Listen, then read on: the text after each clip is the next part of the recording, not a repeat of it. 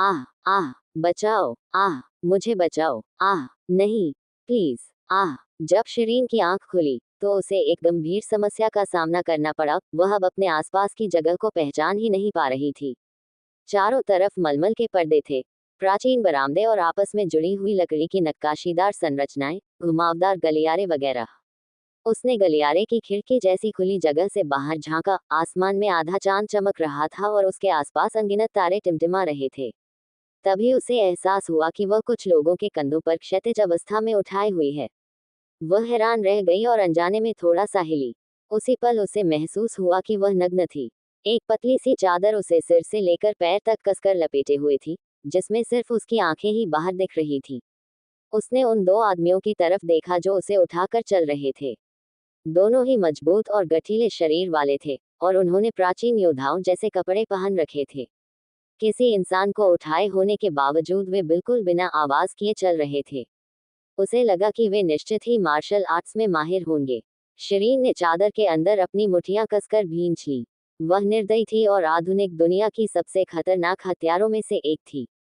लेकिन उसने कभी नहीं सोचा था कि उसका सबसे करीबी ट्रेनर नमित गुप्ता उसे धोखा देगा।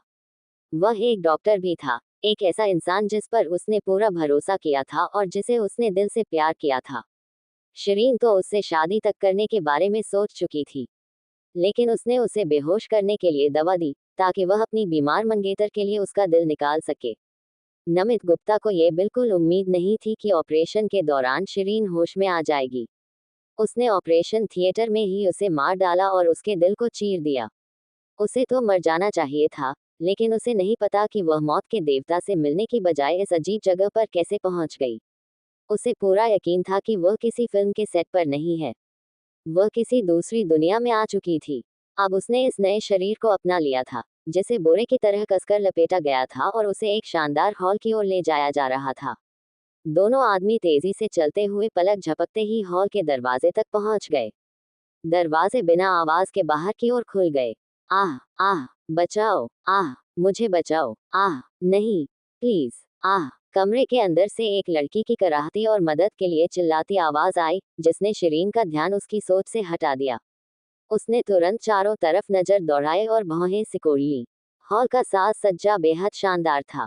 फर्नीचर गुलाब की लकड़ी से बना हुआ था और बाज के कछुए के खोल से बना फूलों वाला फोल्डिंग स्क्रीन इस जगह की विलासिता को और भी उभार रहा था। हॉल का सबसे भव्य सामान एक बहुत बड़ा, शानदार बिस्तर था, जिस पर परतदार पर्दे लटक रहे थे, और उसी बिस्तर पर दो शरीर आपस में उलझे हुए थे। ऊपर वाला आदमी लगभग 27-28 साल का युवा लग रहा था। वह बेहद आकर्षक था। उसके सिर पर हरे जैद का मुकुट लगा हुआ था और उसके लंबे बाल कंधों पर बिखरे हुए थे। उसका शरीर मजबूत और सुडौल था, और उसके होठों पर एक ठंडी मुस्कान तैर रही थी। नीचे वाली लड़की बहुत कम उम्र की लग रही थी। उसके नैन नक्श बेहद खूबसूरत थे, लेकिन वह इस सब में जरा भी आनंद नहीं ले रही थी। उसका चेहरा पीला पड़ चुका था, होंठ हल्के खुले हुए थे, आवाज धीमी होती जा रही थी और उसके बाल पसीने से भीग चुके थे। साफ था कि वह भयंकर दर्द में थी। शिरीन के चेहरे का भाव तुरंत बदल गया। वह कमीना एक लड़की के साथ जबरदस्ती कर रहा था। आखिर वह था कौन? दोनों मजबूत आदमी शिरीन को उठाए हुए हॉल में दाखिल हो गए। लेकिन उस आदमी का ध्यान जरा भी नहीं भटका, बल्कि वह और भी तेजी से हरकत करने लगा। वह लड़की और सहन नहीं कर पाए और कुछ बार कराहने के बाद बेहोश हो गई। उसकी आंखों की पुतलियां फैल गईं और उसका शरीर पूरी तरह ढीला पड़ गया। धत! आदमी ने धीमे से गाली दी और लड़की के ऊपर से हट गया। उसने उसे एक लात मारकर बिस्तर से नीचे गिरा दिया। लड़की बिल्कुल भी नहीं हिली। उसके होठों के किनारों से खून बह रहा था और उसका चेहरा पीला पड़ चुका था। कोई नहीं जानता था कि वह जिंदा है या मर चुकी है। बेकार चीज, इसे सामूहिक कब्र में कुत्तों को खिला दो, आदमी ने बेहद नाराजगी भरे लहजे में आदेश दिया। आगे इस कहानी में क्या होगा जानने के लिए बने रहे मेरे साथ और पढ़िए मेरी इस दिलचस्प कहानी को। और अच्छे अच्छे कमेंट्स करना, ज़्यादा से ज़्यादा शेयर भी। और पसंद आए तो स्टिकर जरूर भेजना। कितनी बदसूरत चीज़ है, इसे कहाँ से लाए हो? जी हुजूर, दोनों आदमियों ने जवाब दिया। उनमें से एक बोला, हुजूर, कृपया शांत हो जाए।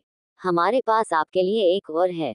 उन्होंने शिरीन को एक पतले कंबल में लपेटकर बिस्तर पर रखते हुए हुकुम सिंह से बात की। वह आदमी शिरीन को देखकर भौहें सिकोड़ते हुए बोला, कितनी बदसूरत चीज़ है, इसे कहाँ से लाए हो? जाहिर तौर पर शिरीन ने अपने इस शरीर को खुद नहीं देखा था। उसे बस इतना पता था कि उसके शरीर में अब कोई ताकत नहीं बची थी, और अगर वह पलटकर वार करती तो मर जाती। इसलिए वह सिर्फ चुपचाप सह सकती थी और मौका तलाश रही थी। दोनों नौकर झेपते हुए सिर झुकाकर बोले, हुजूर, इसका शरीर का ढांचा इतना भी खराब नहीं है, और इतने कम समय में हमें इससे बेहतर लड़की नहीं मिल सकी। चिंता मत कीजिए हुजूर, यह अभी भी कुंवारी है और अभी अभी फूलों के स्नान से निकली है। वह आदमी हाथ हिलाता है और नौकर उसकी मंशा समझ जाते हैं। वे तुरंत बेहोश युवा लड़की को उठाकर उसके पास रखते हैं और हॉल से बाहर निकल जाते हैं। अब हॉल में सिर्फ हुकुम सिंह और कंबल में लिपटी शिरीन रह जाती है। हुकुम सिंह उसके चेहरे को देखते रहते हैं, फिर उसकी आंखों में झांकते हैं। उसे न तो घबराहट महसूस होती है और न ही वह माफी मांगने की कोशिश करती है। वह हैरान होकर पूछता है, छोटी लड़की, क्या तुम मुझसे नहीं डरती? शिरीन ठंडे स्वर में जवाब देती है, नहीं। वह कई चीजों से डरती थी, लेकिन उस इंसान से बिल्कुल नहीं, जो जल्द ही मरने वाला था। मुझे यकीन नहीं होता कि तुम्हारी हिम्मत इतनी बड़ी है। वह फिर उसके चेहरे को गौर से देखता है। अचानक उसे एहसास होता है कि उसके नैन नक्श काफी अच्छे हैं, खासकर उसकी नम आंखें, जो रात के आसमान में सितारों की तरह चमक रही थी। हालांकि वह थोड़ी छोटी और दुबली थी, लेकिन उसकी त्वचा बहुत अच्छी थी, हल्की गुलाबी और छिले हुए अंडे की तरह मुलायम। अगर उसके माथे पर लाल जन्मचिन्ह को नजरअंदाज किया जाए, तो उसे सुंदर माना जा सकता था। लेकिन वह पूरी तरह संतुष्ट नहीं था और उसके पास कोई दूसरा विकल्प भी नहीं था। वह सिर्फ उस लाल निशान को नजरअंदाज करके उसके साथ अपनी इच्छाएं पूरी कर सकता था। वह भेड़िए की तरह उसकी आंखों में घूरता है। अचानक वह उसके निचले पेट पर दबाव डालता है और फिर छोड़ देता है। तुम सिर्फ बदसूरत ही नहीं, बल्कि पूरी तरह बेकार भी हो। अब वह पूरी तरह निश्चिंत हो जाता है। अब तक जिन लड़कियों को पकड़कर लाया गया था, वे सभी उससे डरी हुई थीं, और जब उन्हें उसके बिस्तर पर भेजा जाता, तो वे रोती और संघर्ष करती। उसकी ताकत के आगे कोई भी जीवित नहीं बच पाता था। उसे उम्मीद नहीं थी कि उसे इतनी बहादुर लड़की मिलेगी, जो उसके सवालों का शांत होकर जवाब दे सके। उसे लगा था कि यह छोटी लड़की मार्शल आर्ट्स में माहिर है, इसलिए उसने उसे परखने का फैसला किया। लेकिन उसे पता चला कि उसके निचले पेट में बिल्कुल भी शक्ति नहीं है और वह एक सामान्य इंसान से भी कमजोर है। वह सच में एक दुर्लभ कचरा थी। तभी उसे जैसे कुछ याद आता है। वह शिरीन को देखता है और कहता है, मुझे पता था। तुम वजीर शाम सिंह के परिवार की बड़ी बेटी हो, 12वें राजकुमार की मंगेतर। उसके शब्द एक चाबी की तरह थे, जिसने उसकी यादों का दरवाजा खोल दिया। ढेर सारी यादें एक पल में उसके दिमाग में उमड़ पड़ी। वो शायद इस शरीर की असली मालकिन की यादें थीं। जो दृश्य उसने देखे, वे काफी जटिल थे, लेकिन शिरीन ने उन्हें बहुत कम समय में समझ लिया। आगे इस कहानी में क्या होगा जानने के लिए बने रहे मेरे साथ और पढ़िए मेरी इस दिलचस्प कहानी को। और अच्छे अच्छे कमेंट्स करना, ज़्यादा से ज़्यादा शेयर भी। और पसंद आए तो स्टिकर जरूर भेजना। हेलो फ्रेंड्स, बीच में रोकने के लिए माफ़ कीजिए, बस एक छोटी सी जानकारी देना चाहता हूँ। अगर आप इस कहानी का अगला भाग मिस नहीं करना चाहते, तो हमारे टेलीग्राम स्टोरी चैनल को अभी ज्वाइन कर लें। इस कहानी के आगे के सभी पार्ट्स वहाँ पहले से उपलब्ध हैं और हर दिन नई नई कहानियों के अपडेट भी मिलते रहते हैं। सिर्फ यही नहीं, वहाँ आपको 800 से भी ज्यादा पूरी कहानियाँ और उनके सभी पार्ट्स मिलेंगे, जिन्हें आप अपनी पसंद के हिसाब से कभी भी सुन या पढ़ सकते हैं। कमेंट सेक्शन में दिए गए लिंक से ग्रुप ज्वाइन करें और ज्वाइन करने के बाद पिन मैसेज जरूर देख लें। वहीं से आपको सभी कहानियाँ आसानी से मिल जाएंगी। धन्यवाद दोस्तों। अब बिना देर किए कहानी को आगे बढ़ाते हैं। स्माइल। वजीर के परिवार की बड़ी बेटी की मां गायब हो गई थी। 3 साल की उम्र में पता चला कि वह शारीरिक रूप से कमजोर है, और 3.5 साल की उम्र में उसके चेहरे पर एक लाल निशान उभर आया। वह बदसूरत, बेकार थी और परिवार के लिए एक अपमान मानी जाती थी, जिसे उसके अपने भाई बहन हमेशा तंग करते थे। ये वही बड़ी बेटी थी जिसकी जिंदगी नौकरों से भी ज्यादा दुखद थी। वह डरपोक थी और उसकी सगाई 12वें राजकुमार से कर दी गई थी। इस शरीर की असली मालकिन यहाँ आई थी, क्योंकि उसे अपने मंगेतर से एक गुप्त पत्र मिला था। लेकिन उसे यह नहीं पता था कि यह एक जाल है। उसके सामने खड़ा आदमी हुकुम सिंह देश के शाही परिवार का कुख्यात बदमाश था, राजा महेश का बेटा, जो महाराज का बड़ा भाई था। उसे हुकूमियत के नाम से हुकुम सिंह का दर्जा दिया गया था और उसकी काबिलियत के कारण उसे एक जीनियस माना जाता था। लेकिन उसमें एक खतरनाक विकृति थी, उसे जवान लड़कियों को बर्बाद करके आनंद मिलता था। अफवाह थी कि वह एक रात में 6 लड़कियों के साथ जबरदस्ती कर सकता था, जिनमें से ज्यादातर उसकी दरिंदगी के नीचे मर जाती थी। जो बच भी जाती, वे गंभीर मानसिक विकारों का शिकार हो जाती थी। राजधानी की कोई भी लड़की उससे बिना डरे नहीं रहती थी, यहाँ तक कि असली शिरीन भी उससे डर गई थी, और जब उसे पता चला कि उसे उस पागल हुकुम सिंह की सेवा करनी पड़ेगी, तो उसने आत्महत्या करने की कोशिश की थी। असली शिरीन पहले ही मर चुकी थी, लेकिन आधुनिक दुनिया की हत्यारन संयोगवश उसके मृत शरीर में प्रवेश कर गई और उसे फिर से जीवित कर दिया। शिरीन के लिए इन यादों को समझना कोई मुश्किल काम नहीं था। क्या ही दुखों से भरी जिंदगी थी उसकी। अब जब वह इस शरीर की नई मालकिन थी, तो उसने तय किया कि वह एक शानदार जिंदगी जिएगी और असली शिरीन को उसका हक भी दिलाएगी।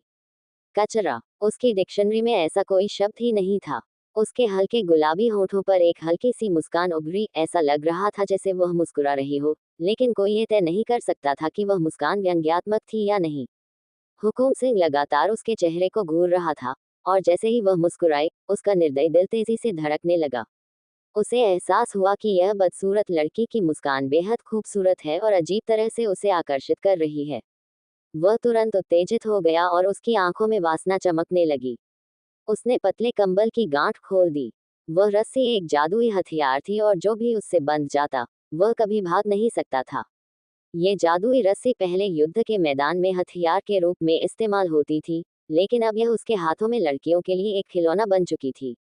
उसने उस जादुई रस्सी को एक तरफ फेंक दिया और कंबल हटाने की कोशिश की। वह कंबल खोलकर उसके शरीर को छूना चाहता था। कंबल एक झटके में हट गया, लेकिन जैसे ही वह अंदर के शरीर को देखने वाला था, उसकी नजर धुंधली हो गई। अगले ही पल उसका सिर कंबलों के ढेर में लिपट गया। वह प्रतिक्रिया दे पाता, उससे पहले ही उसे अपने गुप्तांग में असहनीय दर्द महसूस हुआ। शुरुआत में वह पलटकर वार करने वाला था, लेकिन अचानक हुए इस हमले ने उसे मौका ही नहीं दिया।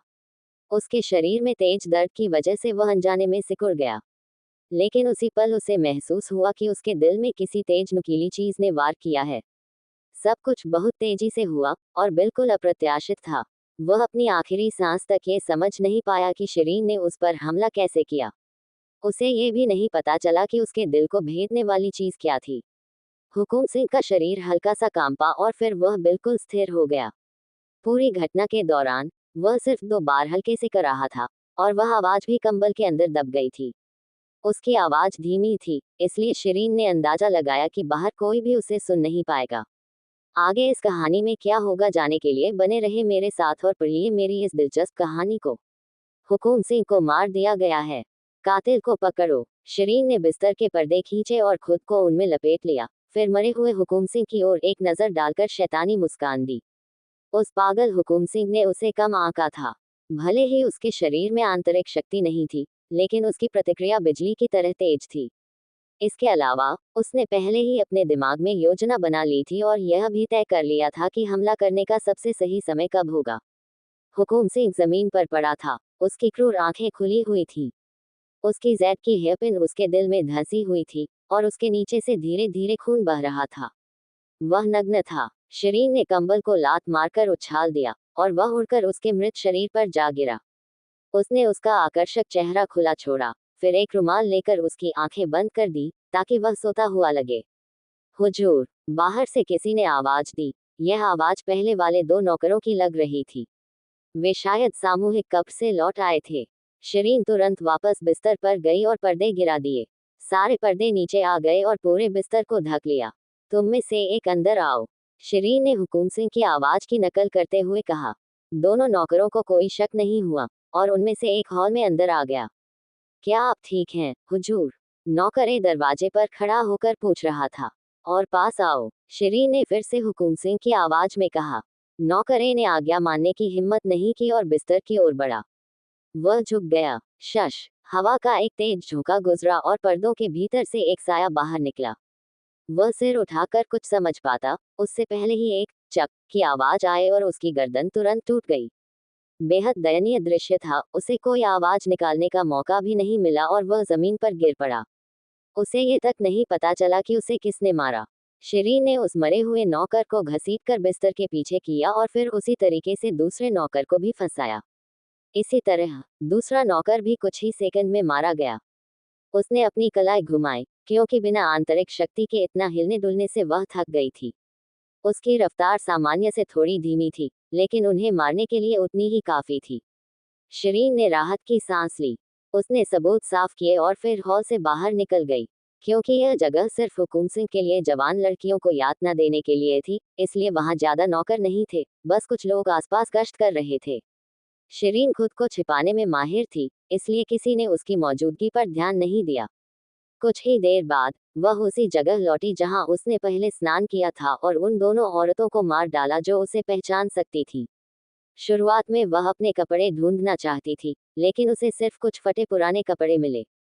जाहिर था कि उन लोगों को उम्मीद ही नहीं थी कि कोई लड़की जिंदा बचेगी, इसलिए उन्होंने उनकी सारी चीजें नष्ट कर दी थी, ताकि उनकी पहचान उजागर न हो सके जब उन्हें हुकुम सिंह के पास भेजा जाता था।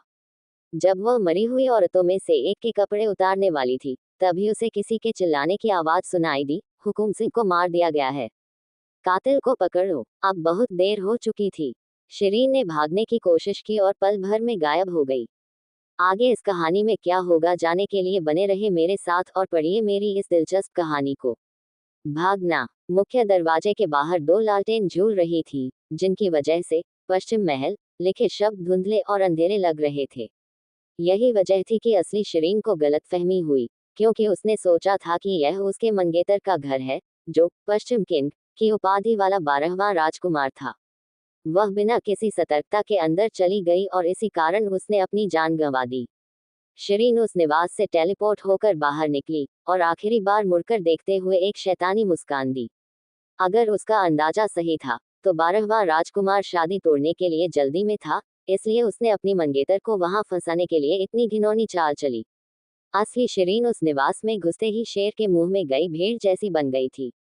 अगर वह बच भी जाती, तो उसकी इज्जत बर्बाद हो जाती, इसलिए वह आसानी से सगाई तोड़ सकता था।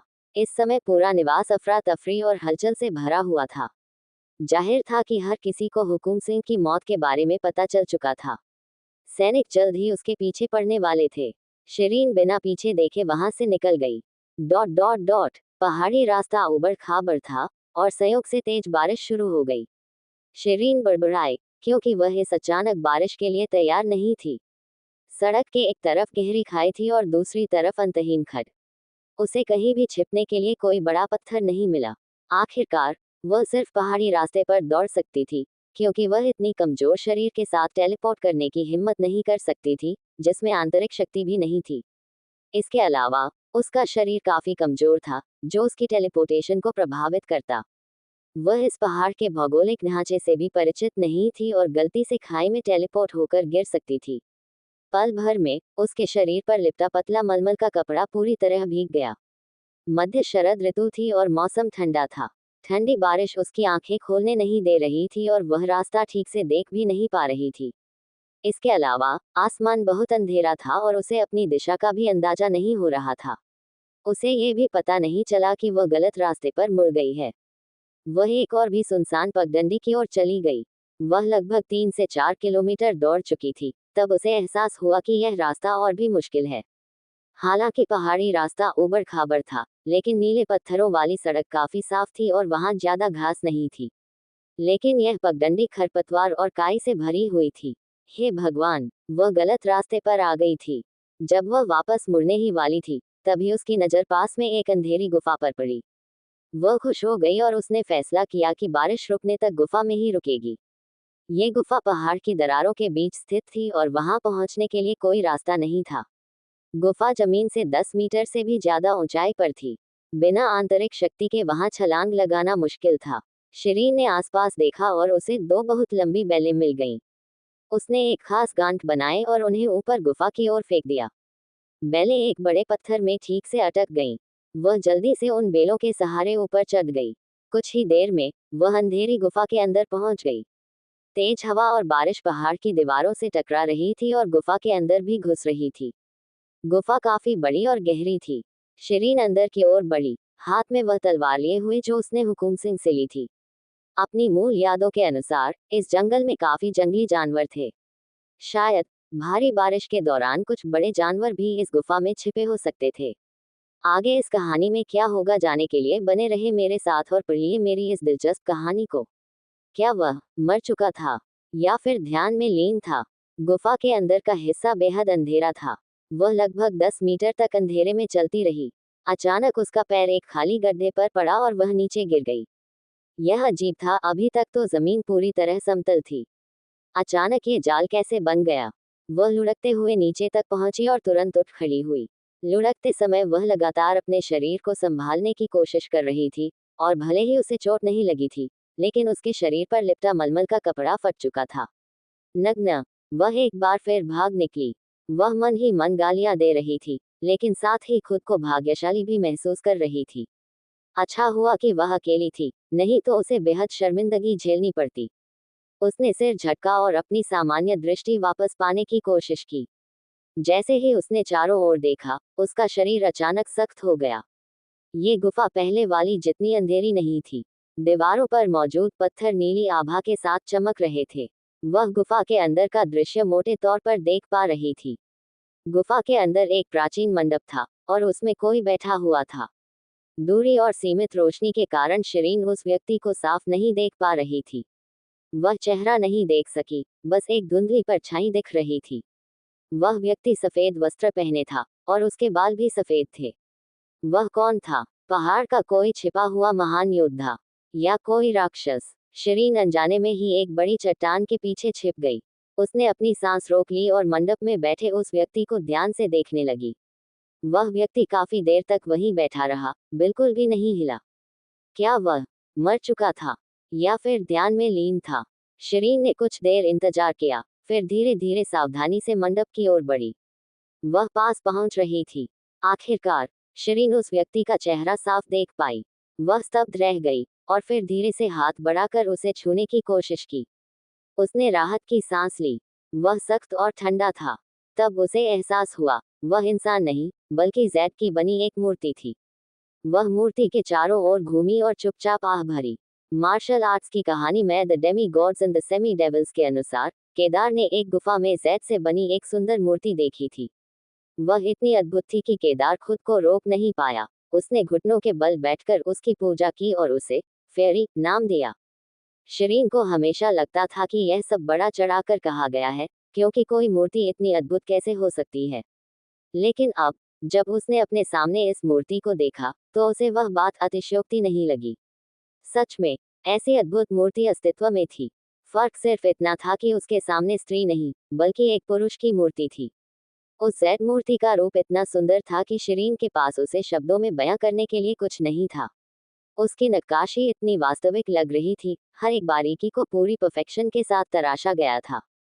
यहाँ तक कि उसकी पलकें भी बेहद सटीकता से बनाई गई थी। वह बिल्कुल एक असली इंसान जैसी लग रही थी। वह जैद मूर्ति वहां शांति से बैठी थी, चांद जैसी सुंदर और कमल जैसी सुरुचिपूर्ण। हालांकि वह सिर्फ एक निर्जीव वस्तु थी, लेकिन उसकी पूरी आभा इतनी मोहक थी कि कोई भी उसे देखकर श्रद्धा से झुक जाए। कोई भी उसके प्रति जरा सा भी अनादर करने की हिम्मत नहीं कर सकता था। शिरीन ने अपने जीवन में कभी इतनी जीवंत और वास्तविक मूर्ति नहीं देखी थी। उसे ऐसा महसूस हो रहा था जैसे अगर कोई उसमें प्राण फूंक दे, तो वह जीवित हो उठेगी।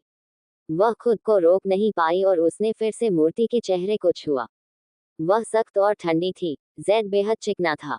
सच में, वह सिर्फ एक मूर्ति थी, कोई इंसान नहीं। मूर्ति पर एक सफेद चोगा डला हुआ था। वह रेशम जितना मुलायम और मलमल जितना हल्का था, जिस पर उभरी हुई कढ़ाई की गई थी। नीली रोशनी में ऐसा लग रहा था जैसे उस सफेद वस्त्र पर सफेद बादल धीरे धीरे तैर रहे हों।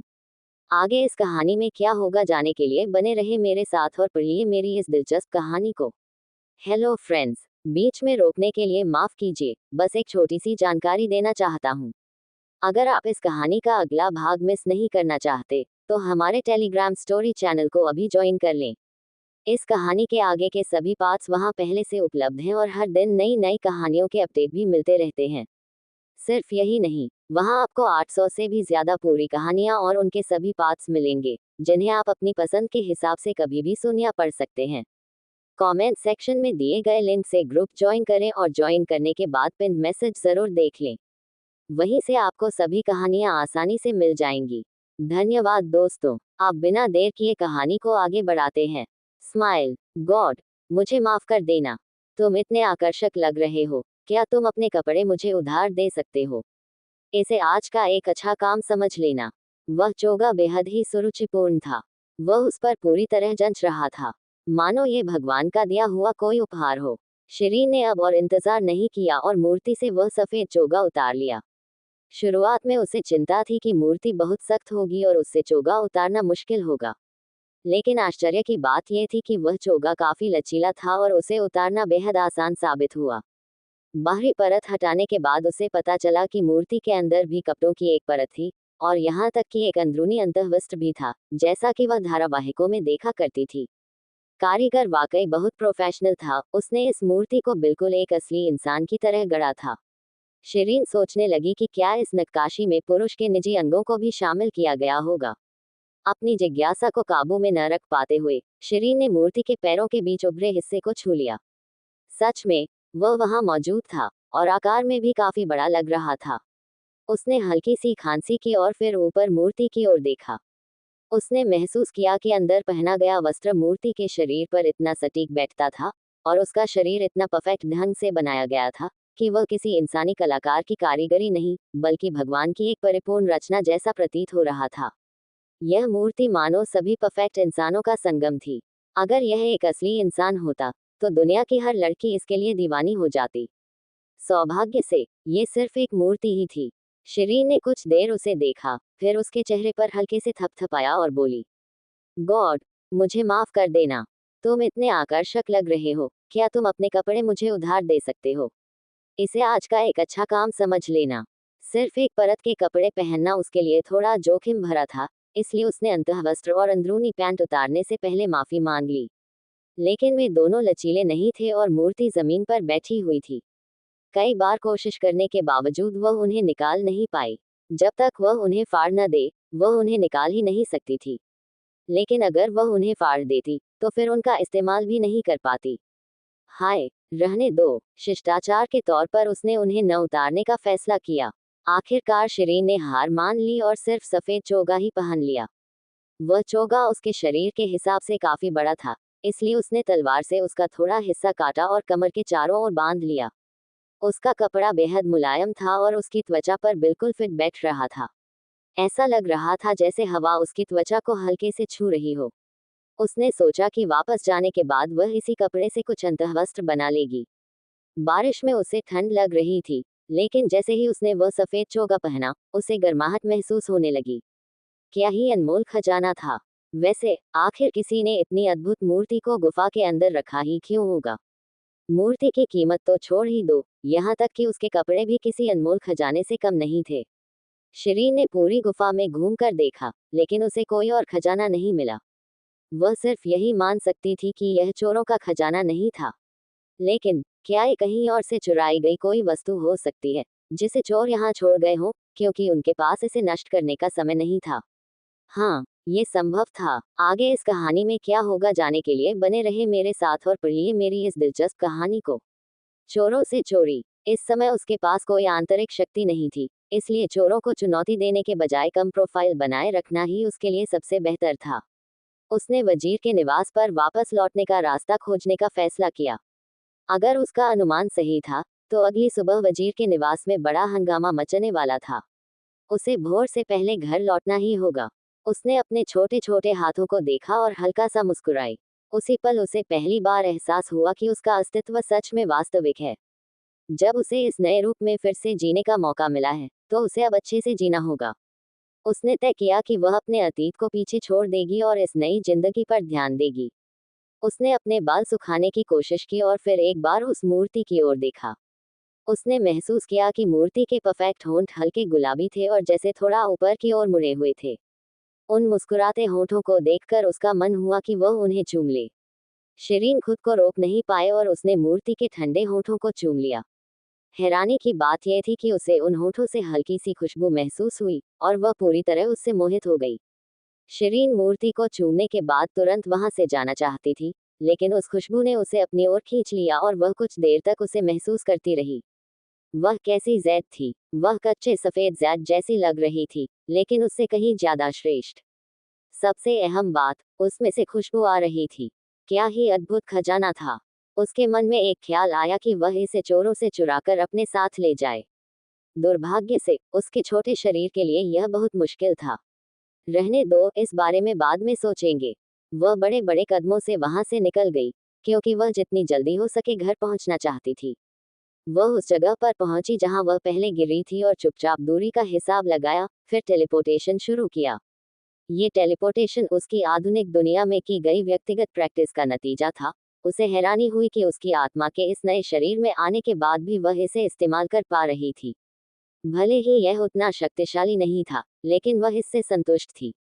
इस शरीर के पिछले मालिक की यादों के आधार पर शिरीन को एहसास हुआ कि उसे वर्तमान राजवंश के बारे में कुछ भी पता नहीं था।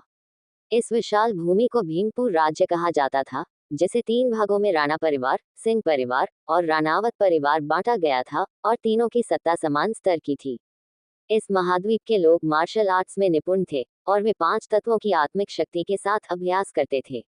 आध्यात्मिक शक्तियों का अभ्यास करने की कुंजी जन्मजात प्रतिभा में थी, और इस महाद्वीप के लगभग सभी नागरिकों में ये प्रतिभा मौजूद थी। हालांकि कुछ की प्रतिभा मजबूत थी और कुछ की कमजोर। जितनी ज्यादा प्रतिभा होती, उतना ही आसानी से वे मार्शल आर्ट्स में महारत हासिल कर लेते, जिससे उनकी क्षमता का स्तर तय होता था। जिसकी आध्यात्मिक शक्ति जितनी अधिक होती, वह उतना ही शक्तिशाली होता और लोगों से उतना ही अधिक सम्मान पाता। बेशक ज्यादातर लोग कमजोर प्रतिभा वाले थे। ऐसे लोग अपनी पूरी जिंदगी मेहनत करते हुए मार्शल आर्ट्स का अभ्यास करते रहते, लेकिन अधिकतम वे दूसरे स्तर तक ही पहुंच पाते, जिससे वे बस एक सैनिक या सुरक्षा गार्ड बन सकते थे। जहां तक शिरीन का सवाल था, उसमें तो जरा भी प्रतिभा नहीं थी। वह कुछ भी अभ्यास नहीं कर सकती थी, और यही कारण था कि हर कोई उसे तुच्छ समझता था और बेकार कचरा मानता था। वह वजीर के परिवार का मजाक बन गई थी और उसे अपने पिता से भी कोई पहचान नहीं मिली थी। वह परिवार की काली भेड़ बन चुकी थी और उसके हर रिश्तेदार ने उसका अपमान किया था। लेकिन अब यह सब खत्म हो चुका था। अब इस शरीर की मालिक वह थी, और उसने ठान लिया कि वह पिछले मालिक को उसका हक वापस दिलाएगी। प्रतिभा न होना कोई बड़ी बात नहीं थी, क्योंकि उसने पाया कि इस शरीर की बनावट और हड्डियों की संरचना आंतरिक शक्ति के अभ्यास के लिए पर्याप्त अच्छी थी। अपने गुप्त तरीकों के साथ उसे पूरा भरोसा था कि वह इस नए रूप को 3 साल के अंदर उतना ही शक्तिशाली बना सकती है, जितनी वह अपनी आधुनिक दुनिया में हुआ करती थी। आगे इस कहानी में क्या होगा जाने के लिए बने रहे मेरे साथ और पढ़िए मेरी इस दिलचस्प कहानी को। इस समय गुफा पूरी तरह शांत और स्थिर थी, और जिसने उसके साथ छेड़छाड़ की थी, वह भाग चुकी थी। इस बार उसने दूरी का हिसाब बिल्कुल सही लगाया। जब बारिश थम चुकी थी, वह गुफा के बाहर प्रकट हुई। हवा में भीगी घास की ताजगी भरी खुशबू घुली हुई थी। उसने गहरी सांस लेकर उस ताज़ी हवा को महसूस किया, और फिर पहाड़ से नीचे भागने लगी। अपने शरीर और आत्मा को प्रशिक्षित करने के लिए वह पूरे रास्ते टेलीपोर्टेशन का इस्तेमाल करती रही। जितना ज्यादा वह इसका उपयोग करती, उतना ही उसे यह आसान और तेज महसूस होने लगा। डॉट डॉट डॉट शिरीन के जाने के बाद गुफा फिर से शांत हो गई। नीली रोशनी मूर्ति पर पड़ रही थी, और तापमान धीरे धीरे गिरता जा रहा था। 1 घंटे बाद वहां बैठी मूर्ति से हल्की सी चटकने की आवाज आई। गुफा में नीली रोशनी और तेज हो गई और जुगनुओं की तरह मूर्ति के चारों ओर मंडराने लगी। कुछ ही पलों में वह उल्टे शंकु के आकार की रोशनी बन गई और मूर्ति पर पड़ने लगी। कुछ देर बाद वह चमकती रोशनी उसके चारों ओर घूमी और मूर्ति जमीन से उठ खड़ी हुई। नहीं, वह कोई मूर्ति नहीं थी, वह एक असली इंसान था। एक बेहद आकर्षक पुरुष। वह वहां खड़ा था, उसकी नजरें जमीन की ओर झुकी हुई थीं। उसके सफेद बाल अचानक काले हो गए, मानो काले झरने की तरह उसके टखनों तक लहराते हुए गिर रहे हों। उसने अपनी मुद्रा बदली, अपनी हथेलियों को सीने के सामने जोड़ा और मार्शल आर्ट्स की साधना समाप्त की। जैसे ही उसने अपनी आंखें खोली, रोशनी वापस ईंटों की दीवारों में समा गई। उसकी पलकें काली हो गई थी, और उसकी आंखें स्याही की तरह गहरी काली थी, तारों की तरह चमकती हुई। आंखें खोलते ही उसने तुरंत गुफा के चारों ओर नजर दौड़ाई। वह गुफा के हर कोने को साफ देख सकता था और तुरंत समझ गया कि वहां सिर्फ वही अकेला है। जो व्यक्ति उसकी साधना के दौरान उसके शरीर को छू रहा था, वह भाग चुका था। कोई भी उसके पास आने की हिम्मत नहीं करता था, लेकिन उसने कभी नहीं सोचा था कि कोई इस तरह उसे छूने की जुर्रत करेगा। उसने तो उसके कपड़े भी ले लिए। यह उसकी कल्पना से भी परे था। वह समझ ही नहीं पा रहा था कि यह सब हुआ कैसे। जब वह अपनी जैद मूर्ति साधना का अभ्यास कर रहा था, तब वह उस अवस्था में प्रवेश कर चुका था जहां उसकी आत्मा प्रकृति के साथ एक हो जाती है। इस अवस्था में उसे अपने 5 इंद्रियों को अस्थायी रूप से बंद करना पड़ता था, सिर्फ स्पर्श की इंद्रिय को छोड़कर, ताकि बाहरी खतरे का आभास हो सके। असल में उसे पता था कि शिरीन गुफा में आई थी, लेकिन वह अपनी साधना के सबसे महत्वपूर्ण चरण में था, जहां वह बीच में रुक नहीं सकता था। इसके अलावा उसने महसूस किया कि शिरीन के मन में उस पर हमला करने का कोई इरादा नहीं था, इसलिए उसने अपनी साधना नहीं रोकी, बल्कि उसकी गति और बढ़ा दी। लेकिन अप्रत्याशित रूप से उसने जानबूझकर उसका चोगा उतार लिया और उसके शरीर को छूने लगी। उसने अपनी दृष्टि, गंध, सुनने और स्वाद की इंद्रियों को बंद कर रखा था। सिर्फ स्पर्श सक्रिय था, इसलिए वह उस छोटे से हाथ को अपने शरीर पर महसूस कर पा रहा था। उसे पहले कभी किसी ने इस तरह नहीं छुआ था, और इस एहसास को वह शब्दों में बयां नहीं कर पा रहा था। संयोग से वह उसकी साधना का सबसे अहम चरण था, जिसमें रुकना मना था। किसी को भी इस प्रक्रिया में बाधा नहीं डालनी चाहिए थी, लेकिन शिरीन के उस अचानक स्पर्श ने उसे लगभग पागल कर दिया था और वह सच में एक मूर्ति की तरह सख्त हो गया था। इस समय गुफा पूरी तरह शांत और स्थिर थी, और जिसने उसके साथ छेड़छाड़ की थी वह भाग चुकी थी। आगे इस कहानी में क्या होगा जानने के लिए बने रहे मेरे साथ और पढ़िए मेरी इस दिलचस्प कहानी को। और अच्छे अच्छे कमेंट्स करना, ज़्यादा से ज़्यादा शेयर भी। और पसंद आए तो स्टिकर जरूर भेजना। प्रभु, क्या कोई गुफा में घुस आया था? यह अजीब था। उसने साधना शुरू करने से पहले ही गुफा में किसी के प्रवेश को रोकने के लिए एक अवरोध बना दिया था। तो फिर वह अंदर कैसे आए और इतनी आसानी से निकल भी गई? उसने अपनी बाहें फैलाई और उसकी सफ़ेद अंदरूनी कमीज हवा में लहराने लगी। गुफा के अंदर मौजूद सारी चीजें हवा में उठ गईं और उसके सामने घूमने लगीं। गुफा में ज्यादा चीजें नहीं थी, लेकिन कुछ फटे हुए कपड़ों के टुकड़े उसके सामने उड़ रहे थे। शिरीन बहुत सावधान थी। उसे डर था कि चोर उसका पीछा कर सकते हैं, इसलिए वह फटा हुआ मलमल का कपड़ा अपने साथ ले गई थी, लेकिन कुछ टुकड़े उसने चट्टानों की दरारों में छोड़ दिए थे। उस आदमी ने उन फटे कपड़ों को कुछ देर तक देखा। वे कपड़े पहनने के नहीं लग रहे थे, बल्कि बिस्तर के पर्दों जैसे थे। क्या इसका मतलब यह था कि वह लड़की सिर्फ बिस्तर के पर्दे में लिपटी हुई यहाँ आई थी? वह उस व्यक्ति का चेहरा नहीं देख पाया था, क्योंकि उसने सिर्फ स्पर्श को महसूस किया था। उसने उसकी आवाज नहीं सुनी थी, नहीं कोई खुशबू महसूस की थी। उसे तो यह भी नहीं पता था कि वह व्यक्ति पुरुष था या महिला, जवान था या बूढ़ा। हालांकि वह महसूस कर सकता था कि वह हथेली छोटी थी और उसके बीच का हिस्सा खुरदुरा था। इससे अंदाजा लगाया जा सकता था कि वह व्यक्ति कोई ऐसा था जो बहुत सारा घर का काम करता था। उसने अपने शरीर की ओर देखा और असहज महसूस किया, क्योंकि उसने सिर्फ अंदरूनी कमीज और पैंट पहनी हुई थी। अपने सफर की शुरुआत से लेकर अब तक वह कभी इस हालत में नहीं रहा था। वह शरारती बच्चा न जाने कहां से आ टपका। उसने अचानक एक जैकेट उठाई और पहन ली। फिर उसने अपने चेहरे को छुआ। तुरंत एक भूत जैसा मुखौटा प्रकट हुआ और उसके चेहरे को ढक लिया। वह मुखौटा इतना डरावना था कि कोई भी उसे दूसरी बार देखने की हिम्मत नहीं करता। पलक झपकते ही वह गुफा के बाहर पहुंच गया। उसने आसमान की ओर देखा और अपनी उंगलियों को ऊपर की तरफ इशारा किया, जिससे एक सफेद रोशनी की किरण सीधा आसमान की ओर चली गई। कुछ ही क्षण बाद चार परछाइयां चार अलग अलग दिशाओं से उड़ती हुई आई और उसके सामने घुटनों के बल बैठ गईं। बधाई हो प्रभु, आपने द्वार पार कर लिया। प्रभु ने उन्हें कुछ देर तक देखा और हल्की मुस्कान दी। फिर पूछा, जब मैं साधना कर रहा था तब तुम लोग कहाँ मस्ती कर रहे थे? हालांकि उसकी आवाज बसंत की हवा और बारिश की तरह कोमल थी, फिर भी वे चारों कांप उठे और पूरी तरह झुक गए। क्षमा करें प्रभु, हम नीलगिरी पर्वत से लगभग 50 किलोमीटर दूर इंतजार कर रहे थे। अच्छा, प्रभु ने अपनी उंगलियों से खेलते हुए पूछा, क्या तुमने किसी विशेषज्ञ को गुफा में प्रवेश करते देखा?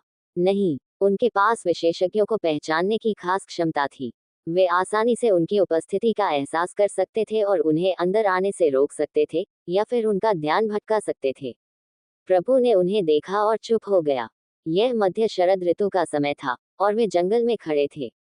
मौसम ठंडा था और सूखे पत्ते जमीन पर बिखरे हुए थे, लेकिन आसपास की हवा धीरे धीरे गर्म होती जा रही थी। लगभग ऐसा लग रहा था जैसे वसंत आ गया हो।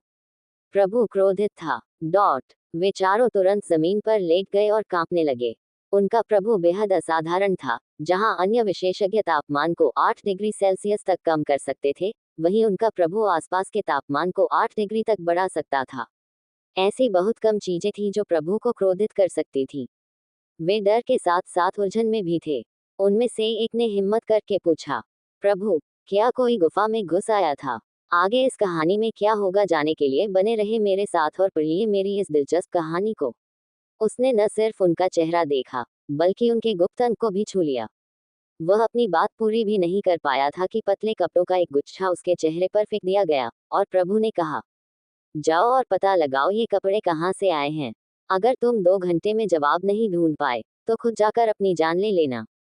जी, शशि ने तुरंत कहा। वह उछलकर खड़ा हुआ और एक झटके में उन कपड़ों के साथ गायब हो गया।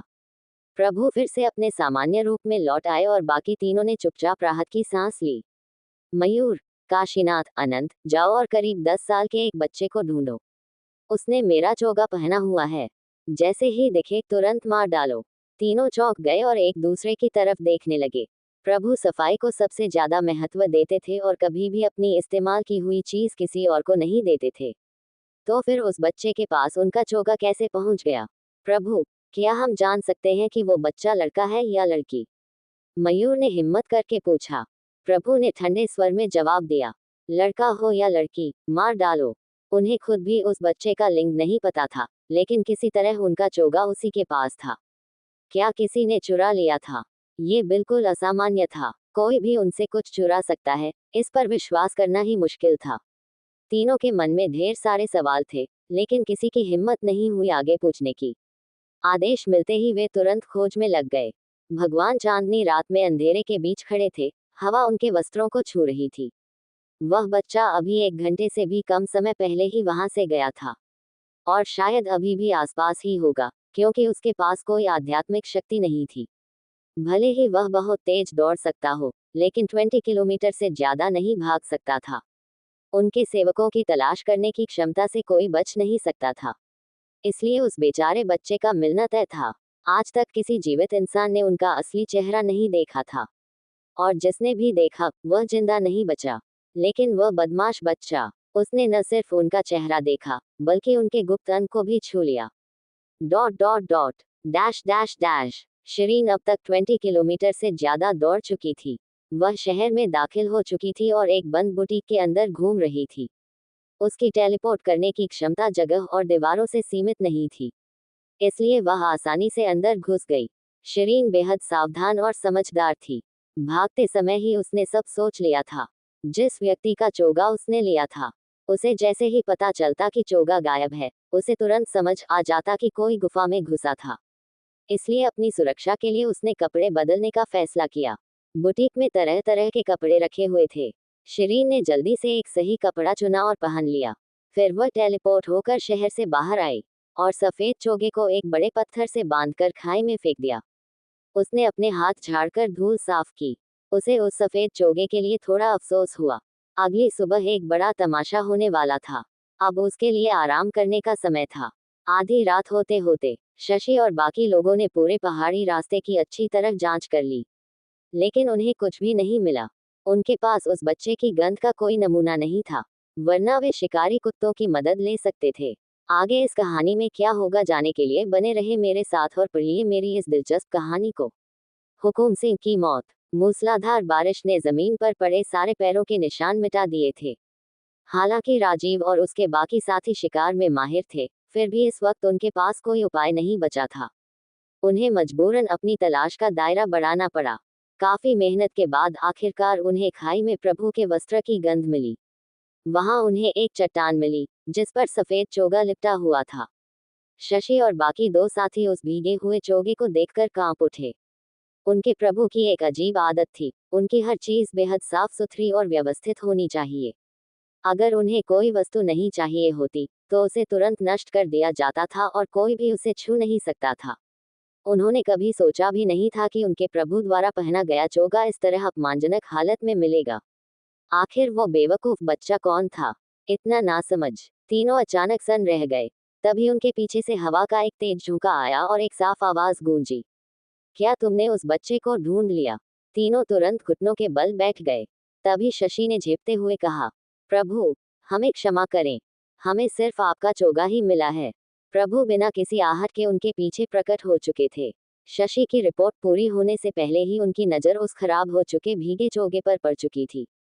उन्होंने एक भूतिया मुखौटा पहन रखा था, इसलिए तीनों उनके चेहरे के भाव नहीं देख सके, लेकिन उन्हें महसूस हुआ कि आसपास का तापमान अचानक बढ़ने लगा है।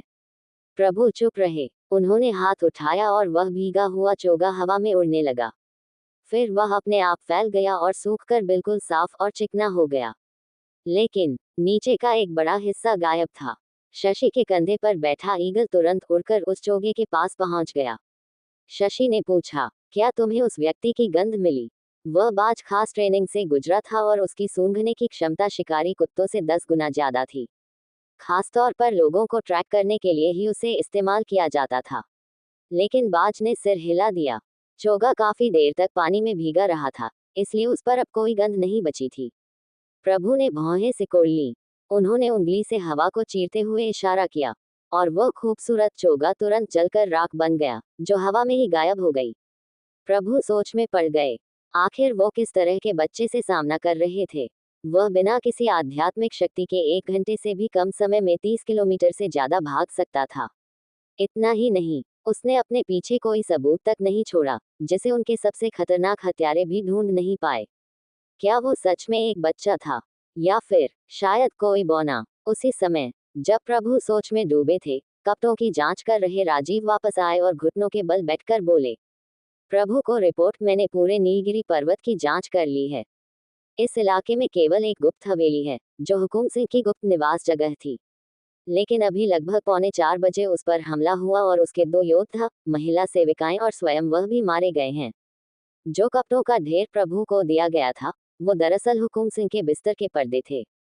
मैंने हुकुम सिंह और उसके सेवकों के घावों की भी जांच की। उन्हें एक जैद की हेयरपिन से मारा गया था, जो बिल्कुल सटीक तरीके से उनके अहम बिंदुओं पर घूमती गई थी। उन्हें संघर्ष करने का मौका तक नहीं मिला। प्रभु, मैंने सुना था कि उसकी प्रतिभा मध्यम स्तर की थी और उसकी आध्यात्मिक शक्ति चौथे स्तर तक पहुंच चुकी थी। फिर उसे एक बच्चे ने कैसे मार दिया? शशि हैरान रह गया। उसकी आंखें फैल गईं।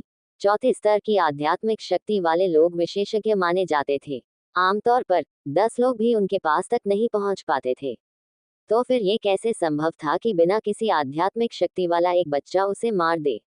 आगे इस कहानी में क्या होगा, जानने के लिए बने रहे मेरे साथ और पढ़िए मेरी इस दिलचस्प कहानी को। हेलो फ्रेंड्स, बीच में रोकने के लिए माफ कीजिए, बस एक छोटी सी जानकारी देना चाहता हूँ। अगर आप इस कहानी का अगला भाग मिस नहीं करना चाहते, तो हमारे टेलीग्राम स्टोरी चैनल को अभी ज्वाइन कर लें।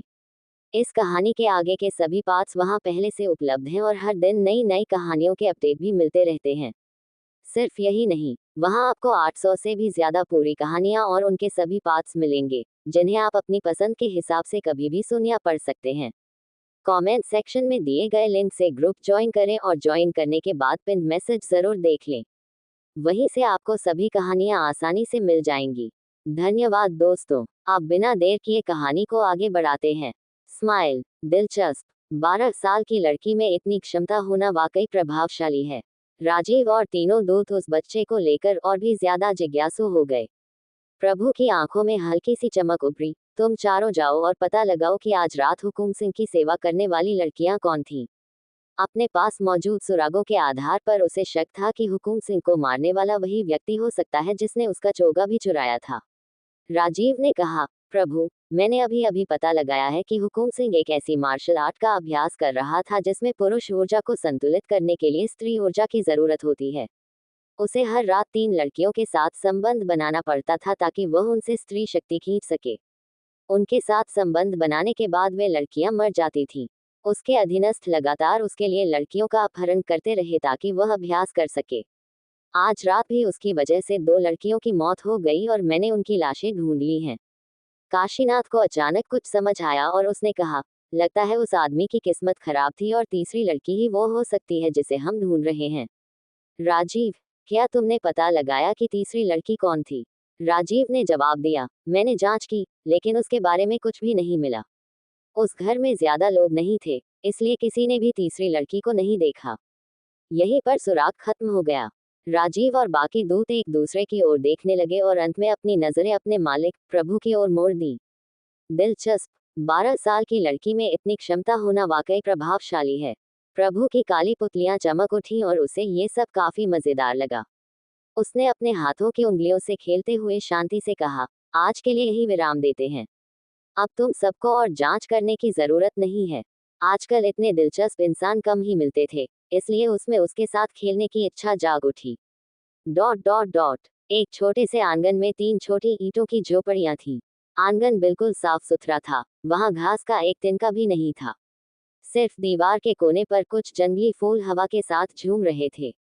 झोपड़ी के अंदर बहुत साधारण सजावट थी, एक बिस्तर, एक मेज और एक कुर्सी। मेज पर एक साधारण फूलदान रखा था, जिसमें पीले रंग का पूरी तरह खिला हुआ जंगली फूल था, बिल्कुल वैसा ही जैसा दीवार के कोने पर उगता था। उस फूल ने हल्की अंधेरी झोपड़ी में थोड़ी सी रोशनी और जीवंतता भर दी थी। यही वह जगह थी जहां शिरीन रहती थी। ये वजीर के निवास के बिल्कुल कोने में स्थित थी।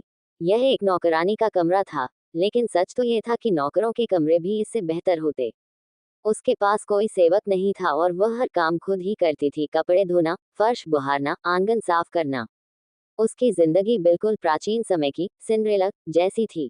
सूरज उग चुका था और खिड़की की झिर्रियों से आती धूप की किरणें अंधेरे कमरे में फैल रही थी। शिरीन साज सज्जा की मेज के सामने बैठी थी और अब वह अपने शरीर को साफ साफ देख पा रही थी। हालांकि वह मानसिक रूप से तैयार थी, फिर भी अपना चेहरा देखकर वह थोड़ी चौंक गई। ड्रेसिंग टेबल पर रखा आईना ही एकमात्र ऐसा सामान था जिस पर धूल जमी हुई थी। जाहिर था कि इस शरीर की पहले वाली मालिक को आईना देखना पसंद नहीं था। शिरीन को खुद को साफ साफ देखने के लिए आईने को कई बार पोंछना पड़ा। यह युग पूरी तरह प्राचीन नहीं था, क्योंकि आईना कांसे का नहीं बल्कि कांच का बना था। यह आधुनिक आईने जैसा ही था और वास्तविकता को ठीक ठीक दिखाता था। आईने में एक हथेली जितना छोटा चेहरा दिखाई दिया। उसके गाल भरे हुए नहीं थे, जिससे उसकी ठुड्डी और नुकीली लग रही थी। अगर केवल चेहरे की बनावट देखी जाए, तो यह चेहरा सुंदर कहा जा सकता था। उसके चेहरे की बनावट में सीधी नाक, खूबसूरती से मुड़ी हुई होठों की रेखा और बड़ी बड़ी आंखें शामिल थीं। लेकिन दुर्भाग्य से, उसके माथे पर फैला हुआ लाल चकत्ते का बड़ा निशान उसकी सारी सुंदरता को बिगाड़ रहा था। जब उसने अपने हाथों की ओर देखा, तो वे पतले और फीके थे, और हथेलियां कठोर घिसाव के निशानों से भरी हुई थीं। आगे इस कहानी में क्या होगा जानने के लिए बने रहे मेरे साथ और पढ़िए मेरी इस दिलचस्प कहानी को। और अच्छे अच्छे कमेंट्स करना, ज़्यादा से ज़्यादा शेयर भी। और पसंद आए तो स्टिकर जरूर भेजना। वजीर शाम सिंह, मैं आपकी कीमती पहली बेटी हूँ। क्या आपने कभी किसी कीमती बेटी को खुद दरवाज़ा खोलते देखा है? शिरीन को मूल मालिक की यादों से यह बात याद आई कि वजीर शाम सिंह की वर्तमान पत्नी, यानी उसकी सौतेली माँ, का एक अजीब शौक था। उसे सर्दियों में वही कोयला पसंद था, जिसे शिरीन खुद काट कर तैयार करती थी। उसकी मांगों का सख्ती से पालन किया जाता था, इसलिए शिरीन की रोजमर्रा की जिंदगी यही थी कि वह खुद को साफ सुथरा करके सीधे लकड़ी के मैदान में जाती और अपनी मालकिन के लिए लकड़ी काटती। शिरीन ने अपनी भौहों के बीच वाले हिस्से को हल्के से रगड़ा। ये दुबला पतला शरीर अगर वह थोड़ा ध्यान रखे तो आसानी से बदला जा सकता था, लेकिन उसके माथे पर बना बड़ा जन्मचिन्ह हटाना थोड़ा मुश्किल था। उसे आंगन के बाहर कुछ तेज और शोर भरे कदमों की आवाज सुनाई दी, और कुछ ही सेकंड बाद किसी ने जोर जोर से दरवाजा पीटना शुरू कर दिया। शिरीन धीरे धीरे खड़ी हुई। आखिरकार समय आ ही गया था, ड्रामा अब शुरू होने वाला था। उसने आराम से अपने बाल बांधे, चेहरा धोया, और फिर धीरे धीरे घर से निकलकर आंगन की ओर बढ़ी।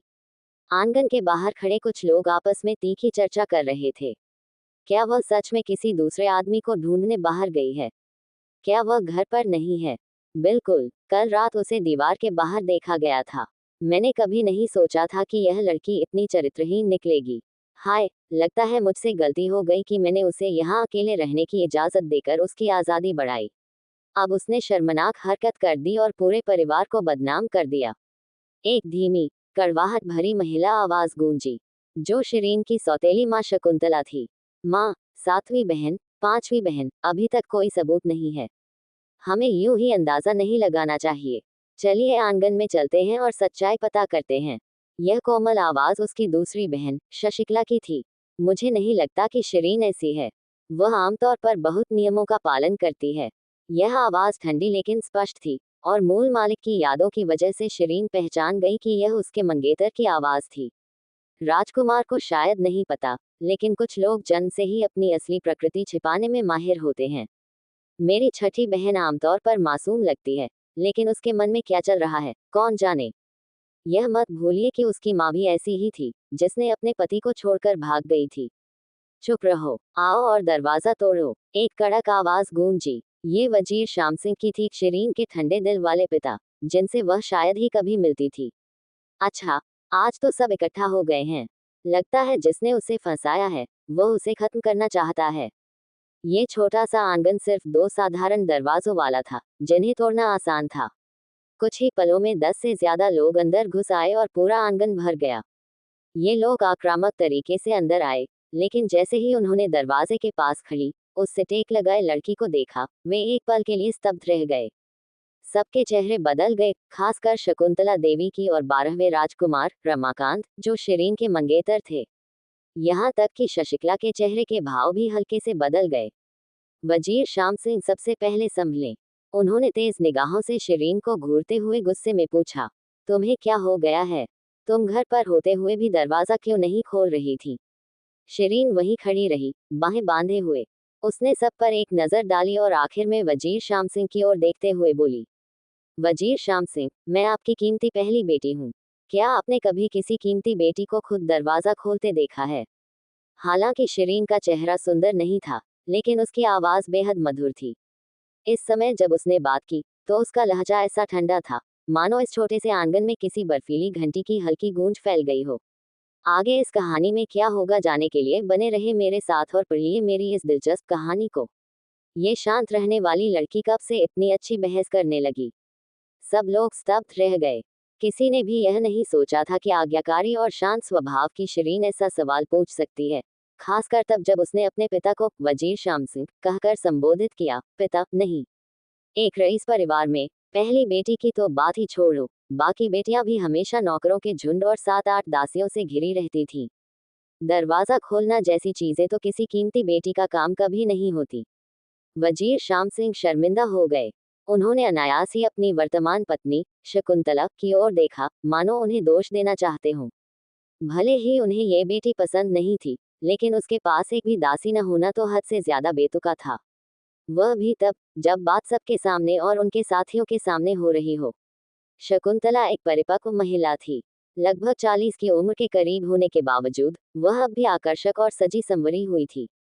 वह एक समृद्ध परिवार से आई थी, इसलिए उसके हर अंदाज में शालीनता झलकती थी। वह आमतौर पर शिरीन के साथ दुर्व्यवहार करती थी, लेकिन शिरीन कभी अपने पिता से शिकायत करने की हिम्मत नहीं जुटा पाती थी, क्योंकि वजीर शाम सिंह को ये बेटी वैसे भी पसंद नहीं थी। उसे अपने पिता से 2 साल में मुश्किल से एक बार मिलने का मौका मिलता था, इसलिए वह हर चीज सहती आई थी। शकुंतला इस बात के लिए बिल्कुल तैयार नहीं थी कि शिरीन उसे सबके सामने शर्मिंदा कर देगी। यह उसके चेहरे पर पड़े तमाचे जैसा था, लेकिन वह जवाब देने में भी तेज थी। उसने तुरंत सिर उठाया, शिरीन की ओर देखा और नर्म आवाज में बोली, शिरीन, तुम्हारा ऐसा कहना गलत है। तुम अपने पिता को ऐसे कैसे बुला सकती हो? मैंने तुम्हारे लिए दासी इसलिए नहीं रखी, क्योंकि यह तुम्हारे ही भले के लिए है। तुम बहुत दुबली और कमजोर हो, और तुम्हारे पास कोई खास हुनर भी नहीं है। अगर तुम ज्यादा काम करोगी, तो इससे तुम्हारा शरीर मजबूत होगा। कुछ ही शब्दों में उसने सच्चाई को ढक दिया और उल्टा थोड़ी सी गलती शिरीन पर ही डाल दी। शिरीन हल्का सा मुस्कुराई, आपकी बात सुनने में तो बहुत अच्छी लगती है। शरीर को मजबूत करने के कई तरीके होते हैं, लेकिन आपने सबसे अजीब तरीका चुना। जो लोग सच्चाई नहीं जानते, वे तो यही सोचेंगे कि आप पिछली पत्नी से जलती हैं और उसकी बेटी पर अत्याचार करके उससे बदला ले रही हैं। बेटी को ऐसी जिंदगी देना जो एक नौकर से भी बदतर हो। शकुंतला कुछ पल के लिए चुप रह गई और मन ही मन सोचने लगी, ये शांत रहने वाली लड़की कब से इतनी अच्छी बहस करने लगी। आंगन में केवल वजीर शाम सिंह का परिवार ही नहीं था, बल्कि 2 राजकुमार और राजकीय मामलों को संभालने वाला एक सरकारी अधिकारी भी मौजूद था। इतने सारे बाहरी लोगों के सामने अपमानित होने पर शकुंतला बेहद शर्मिंदा हो गई, लेकिन उसके पास पलटकर कहने के लिए कुछ भी नहीं था। उसका चेहरा लाल पड़ गया और वह निरुत्तर हो गई। शशिकला हल्के से मुस्कुराए और बोली, बहन, मेरी माँ तुम्हारे साथ जो व्यवहार करती हैं, वह सच में अच्छे इरादों से करती हैं। भले ही उन्होंने तुम्हारे लिए दासी नहीं रखी, लेकिन वह हमेशा तुम्हारी चिंता करती हैं। कभी कभी जब वह देखती हैं कि तुम बहुत व्यस्त हो, तो वह परेशान हो जाती हैं और मेरे पास आकर शिकायत भी करती हैं। लेकिन तुम्हें मजबूत बनाने के लिए उन्हें ऐसा करना पड़ता है। शशिकला शकुंतला की बेटी थी। वह अब 16 साल की हो चुकी थी और बेहद सुंदर थी। उसने मुलायम कपड़े पहन रखे थे, और जब वह बोलती थी, तो उसकी आवाज बहुत कोमल होती थी, जिससे वह किसी देवी जैसी लगती थी। वह शिरीन से बिल्कुल अलग थी और वजीर शाम सिंह के परिवार का गौरव थी। उसमें लकड़ी तत्व की सर्वोच्च श्रेणी की आध्यात्मिक प्रतिभा थी। इतनी कम उम्र में ही उसकी आध्यात्मिक शक्ति चौथे स्तर तक पहुंच चुकी थी और उसे एक दुर्लभ प्रतिभा माना जाता था। राजधानी के कुलीन परिवारों में वह सबसे श्रेष्ठों में गिनी जाती थी, इसलिए उसे वजीर शाम सिंह से भरपूर प्यार और देखभाल मिलती थी। सबसे खास बात यह थी कि प्रतिभाशाली होने के बावजूद वह समझदार, कोमल और संस्कारी थी। वह राजधानी के कुलीन परिवारों के पुरुषों के लिए आदर्श पत्नी मानी जाती थी। जब वह 15 साल की हुई और विवाह योग्य आयु तक पहुंची, तो कई रिश्तेदार और दलाल उनके घर प्रस्ताव लेकर आने लगे। आगे इस कहानी में क्या होगा जानने के लिए बने रहे मेरे साथ और पढ़िए मेरी इस दिलचस्प कहानी को। और अच्छे अच्छे कमेंट्स करना, ज़्यादा से ज़्यादा शेयर भी। और पसंद आए तो स्टिकर जरूर भेजना।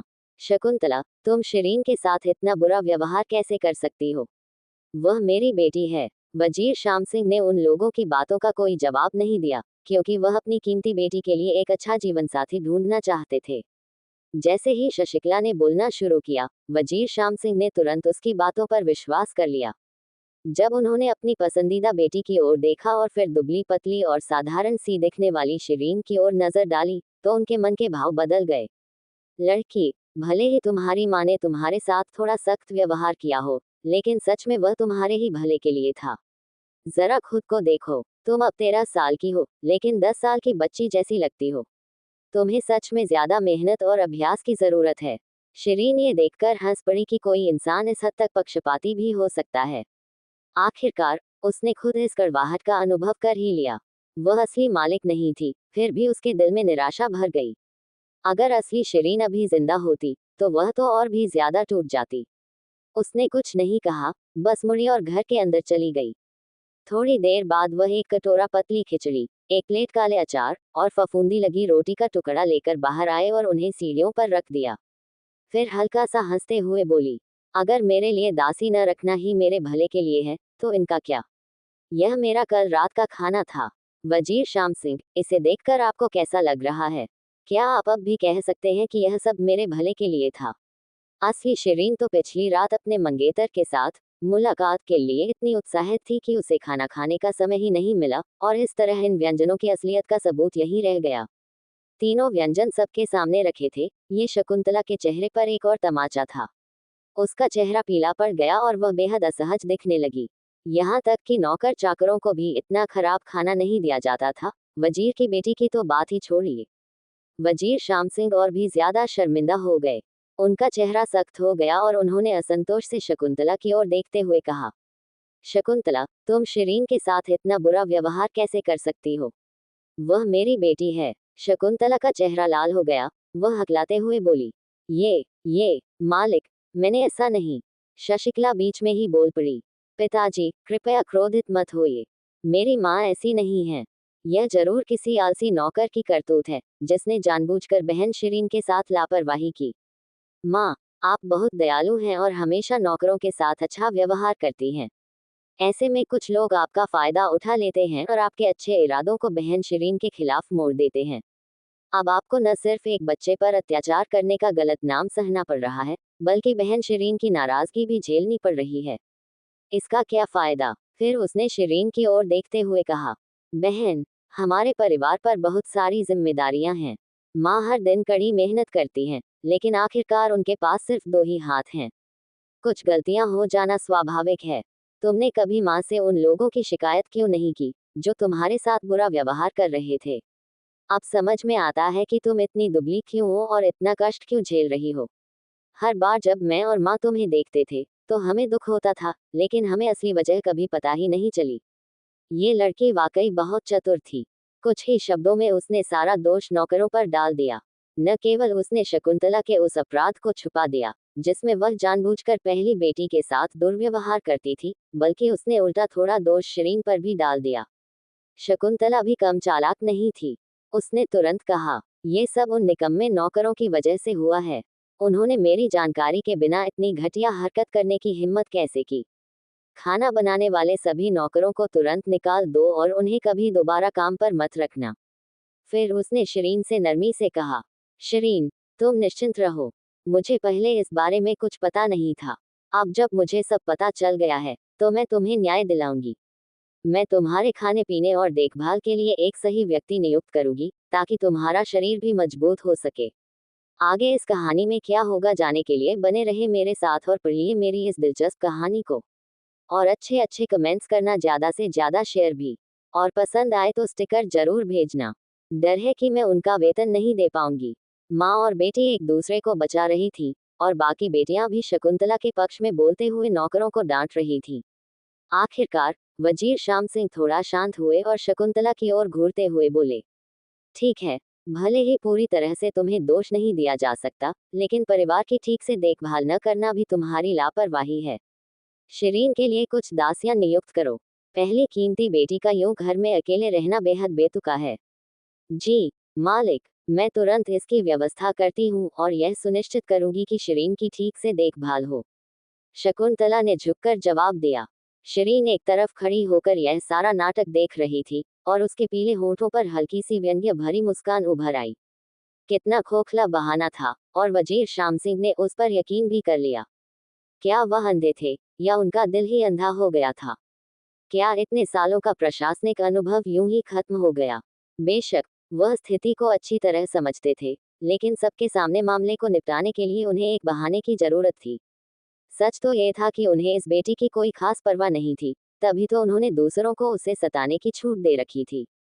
हालांकि शिरीन यह भी समझती थी कि वह फिलहाल माँ बेटी से सीधे टकराव नहीं ले सकती। सच्चाई उजागर करते रहना बेकार था और सिर्फ मेहनत की बर्बादी होती। इसके अलावा अभी उसके पास न तो कोई आध्यात्मिक शक्ति थी और न ही कोई आंतरिक बल। वह अभी घर छोड़कर खुद से जी भी नहीं सकती थी। उसे कुछ सालों तक यहीं रहकर दवाइयों की जरूरत थी, इसलिए उसने शिकायत का सिलसिला यहीं खत्म करने का फैसला किया। वह हल्का सा मुस्कुराए और बोली, लगता है मैंने इतने सालों तक आंटी को गलत समझा। तो क्या अब आप मेरे लिए दासियां नियुक्त करेगी?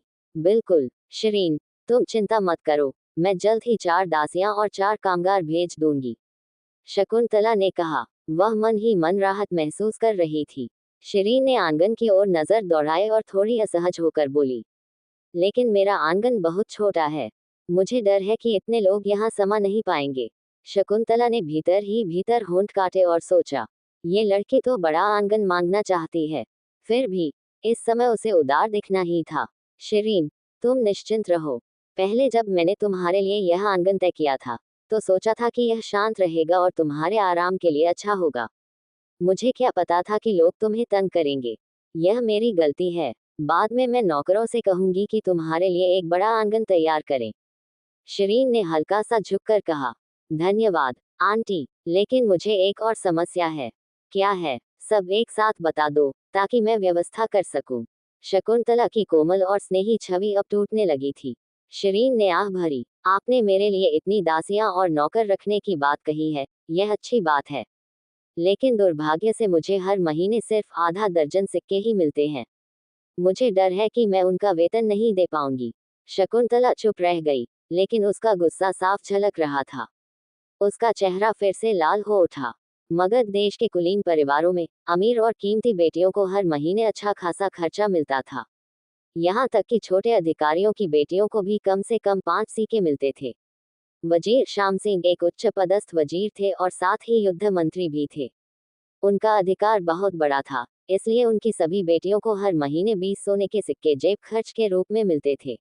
लेकिन शशिकला, जो एक प्रतिभाशाली और सबसे प्रिय बेटी थी, उसे हर महीने 30 सिक्के मिलते थे। इस समय में एक दर्जन सिक्के आधे डॉलर के बराबर थे। ऐसे में एक बड़े वजीर की पहली बेटी को सिर्फ आधा दर्जन सिक्के मिलना, अगर यह बात बाहर फैल जाती, तो ये सचमुच मजाक बन जाता। वजीर श्याम सिंह को लगा कि उनकी प्रतिष्ठा पूरी तरह धूल में मिल गई है। आगे इस कहानी में क्या होगा जानने के लिए बने रहे मेरे साथ और पढ़िए मेरी इस दिलचस्प कहानी को। मैंने सुना है कि वजीर श्याम सिंह ने मेरी असली माँ से वादा किया था कि वह जीवन भर सिर्फ उन्हीं से विवाह करेंगे, यानी वजीर श्याम सिंह ने हल्का सा खांसा और बातचीत को यहीं खत्म करने का फैसला किया। ये भी जरूर नौकरों ने ही चुरा लिया होगा। शकुंतला, आगे से शिरीन के लिए जो जेब खर्च तय किया गया है, उसे किसी और के हाथ मत लगने देना और खुद उसे देना। चूंकि वह मेरी पहली कीमती बेटी है और उसे अपना शरीर मजबूत करना है, इसलिए उसे हर महीने शशिकला जितना ही जेब खर्च मिलेगा, यानी 30 सोने की सिक्के। हालांकि शकुंतला दिल की गहराइयों से शिरीन से नफरत करती थी, फिर भी उसे यह वादा करना पड़ा और साथ ही कुछ नौकरों को डांट भी लगाई। शिरीन ने उसकी ओर देखा और उसे ये सब हास्यास्पद लगा। वह मुस्कुराए और धीरे से बोली, धन्यवाद पिताजी और आंटी। तो आंटी, क्या अब भी आपको मुझसे अपने लिए लकड़ी और कोयला कटवाने की जरूरत है? तेज धूप के नीचे उसने अपनी छोटी हथेलियां खोल दी, जो सख्त छालों से भरी हुई थी। शकुंतला ने कभी नहीं सोचा था कि एक दिन ये कमजोर शिरीन इतनी तेज और तीखी हो जाएगी और इस तरह सब कुछ उजागर कर देगी। उसे ऐसा लगा जैसे उसके चेहरे पर बार बार तमाचे पड़े हों। वह इस लड़की को तुरंत खत्म कर देना चाहती थी, लेकिन साथ ही कहीं छिप जाने का भी मन कर रहा था। लेकिन उस समय उसके पास छिपने की कोई जगह नहीं थी। उसने मुश्किल से अपने चेहरे पर मुस्कान लाए और बोली, शिरीन, मेरा मकसद तो तुम्हारे शरीर को मजबूत बनाना था, लेकिन अब जब मैंने तुम्हारी हालत देख ली है, तो एक कीमती बेटी से ऐसा छोटा मोटा काम करवाना ठीक नहीं है। अब तुम्हें आगे से ये सब करने की जरूरत नहीं है। शिरीन ने हल्के से होंठ मोड़े और सामान्य लहजे में बोली, तो मुझे फिर से आंटी का धन्यवाद करना चाहिए। हालांकि वह थोड़ा झुककर खड़ी थी, लेकिन उसके चारों ओर एक अनकहा आभा मंडल था, मानो कोई तेज धार वाली तलवार हो। भले ही वह तलवार अभी साधारण म्यान में छिपी थी, लेकिन कोई भी महसूस कर सकता था कि वह कितनी धारदार और ठंडी है, जो लोगों के दिल में डर पैदा कर दे। असली शिरीन एक कमजोर और आत्मसम्मान की कमी वाली लड़की थी। वह छोटी कद काठी और दुबली पतली थी। जब भी लोग उसे सताते, वह डरपोक लगती थी, इसलिए हर बार जब वजीर शाम सिंह उसे देखते, उन्हें उससे घृणा महसूस होती। लेकिन इस बार, भले ही उसका रूप वैसा ही था, उसका स्वभाव पूरी तरह बदल चुका था। ऐसा लग रहा था जैसे वह कोई बिल्कुल अलग इंसान हो। वजीर शाम सिंह उसे हैरानी से देखते रहे। कुछ पल के लिए स्तब्ध रहने के बाद उन्होंने उसे डांटते हुए कहा, शिरीन, तुम्हें उन्हें माँ कहना चाहिए, आंटी नहीं। शिरीन ने भौहें उठाई। अफसोस, मेरी यादों में तो मैं उन्हें हमेशा आंटी ही कहती आई हूँ। मुझे तो लगा मेरी माँ कोई और ही थी। फिर उसने धीरे से एक और वाक्य जोड़ा, मैंने सुना है कि वजीर शाम सिंह ने मेरी असली माँ से वादा किया था कि वह जीवन भर सिर्फ उन्हीं से विवाह करेंगे, यानी वही उनकी एकमात्र मान्य पत्नी होंगी। लगता है वजीर शाम सिंह ने अपना वादा तोड़ दिया। इस बात ने वजीर शाम सिंह के गुस्से को भड़का दिया। जब उन्होंने अपनी इस बेटी की ओर देखा, तो उन्हें लगा जैसे वे किसी और स्त्री को देख रहे हों। उनकी पहली पत्नी ने चट्टान से कूदकर उन्हें छोड़ दिया था, और आज तक उन्हें उसका शव भी नहीं मिला था। कुसुम एक दृढ़ स्वभाव वाली स्त्री थी। बीते कुछ वर्षों में वजीर शाम सिंह का शिरीन से कम ही सामना हुआ था, लेकिन जब भी वह मिलती, वह उन्हें पिताजी कहकर ही पुकारती थी। लेकिन इस बार, शुरुआत से ही वह उन्हें वजीर शाम सिंह कह रही थी। उस पल, वजीर शाम सिंह के मन में एक अजीब सा डर समा गया। जब उन्होंने अपनी बेटी को वहां खड़े देखा, उसके चेहरे पर एक व्यंग्यपूर्ण और अजीब सी मुस्कान थी। वह मुस्कान कुछ कुछ कुसुम जैसी ही थी। जब कुसुम ने उनसे अलग होने का फैसला किया था, तब भी उसके चेहरे पर 30% व्यंग्य और 70% तिरस्कार के साथ ऐसी ही मुस्कान थी। भले ही वह नाजुक कद काठी की थी, लेकिन लोगों को वह अपने सामने छोटा महसूस करा देती थी। जवानी के दिनों में, जीवन भर सिर्फ एक ही पत्नी की बातें करना सिर्फ मीठी मीठी बातें थीं। मगध देश के किस कुलीन व्यक्ति की कई पत्नियां नहीं होती थीं। आगे इस कहानी में क्या होगा जानने के लिए बने रहे मेरे साथ और पढ़िए मेरी इस दिलचस्प कहानी को। और अच्छे अच्छे कमेंट्स करना, ज़्यादा से ज़्यादा शेयर भी। और पसंद आए तो स्टिकर जरूर भेजना। हेलो फ्रेंड्स, बीच में रोकने के लिए माफ़ कीजिए, बस एक छोटी सी जानकारी देना चाहता हूँ। अगर आप इस कहानी का अगला भाग मिस नहीं करना चाहते, तो हमारे टेलीग्राम स्टोरी चैनल को अभी ज्वाइन कर लें। इस कहानी के आगे के सभी पार्ट्स वहां पहले से उपलब्ध हैं और हर दिन नई नई कहानियों के अपडेट भी मिलते रहते हैं। सिर्फ यही नहीं, वहां आपको 800 से भी ज्यादा पूरी कहानियां और उनके सभी पार्ट्स मिलेंगे, जिन्हें आप अपनी पसंद के हिसाब से कभी भी सुन या पढ़ सकते हैं। कमेंट सेक्शन में दिए गए लिंक से ग्रुप ज्वाइन करें और ज्वाइन करने के बाद पिन मैसेज जरूर देख लें। वहीं से आपको सभी कहानियां आसानी से मिल जाएंगी। धन्यवाद दोस्तों। अब बिना देर किए कहानी को आगे बढ़ाते हैं। स्माइल।